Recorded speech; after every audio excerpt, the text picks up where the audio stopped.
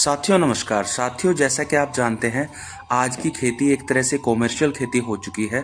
तो ऐसी स्थिति में किसान जो हैं वो ज़मीनों में बहुत ज़्यादा केमिकल्स का इस्तेमाल करते हैं, क्योंकि उनको जो इनपुट दिए जाते हैं, उनको जो जानकारी दी जाती है, वो यही जानकारी उनको दी जाती है कि केमिकल्स के बिना खेती जो है वो संभव नहीं है। तो ऐसी सूरत में दोस्तों हमारी ज़मीन दिन प्रतिदिन ख़राब होती जा रही है। हमारी ज़मीन में केमिकल्स की मात्रा बहुत अधिक बढ़ चुकी है। उसकी वजह से हमारी ज़मीन की जो उपजाऊ क्षमता है वो दिन प्रतिदिन कम होती जा रही है।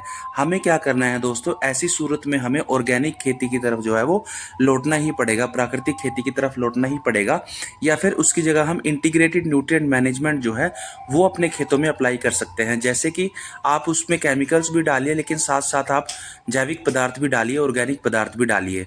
तो उसके लिए जो सबसे बढ़िया एक ऑप्शन होता है किसानों के पास, वो होता है हमारा वर्मी कंपोस्ट का, केचुए की खाद जिसको हम बोलते हैं। उसमें साथियों क्या करना होता है, वर्मी कंपोस्ट जो है वो तैयार किया जाता है।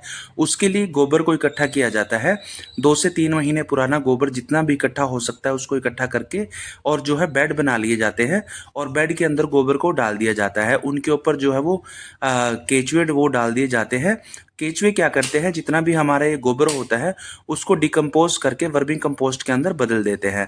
तो साथियों, केचुए की खाद जो होती है, वर्मी कंपोस्ट हमारी होती है, वो बहुत ही इंपॉर्टेंट होती है। उसके अंदर न्यूट्रिएंट बहुत अधिक मात्रा में होते हैं।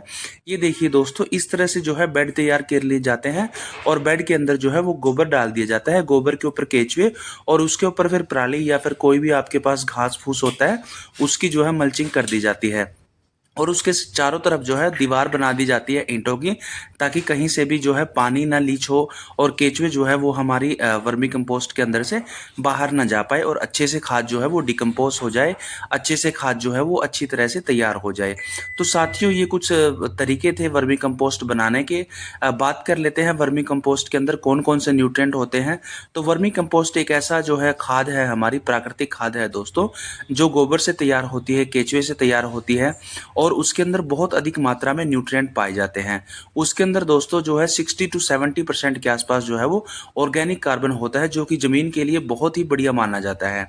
ऑर्गेनिक कार्बन जितना ज़मीन में जाएगा उतने अधिक जो माइक्रोब्स हैं उसको चेंज करके ह्यूमस में बदल देते हैं, और ह्यूमस जितना अधिक हमारी ज़मीन में होता है साथियों, उतनी अधिक जो है हमारी उपजाऊ क्षमता खेत की बढ़ती है।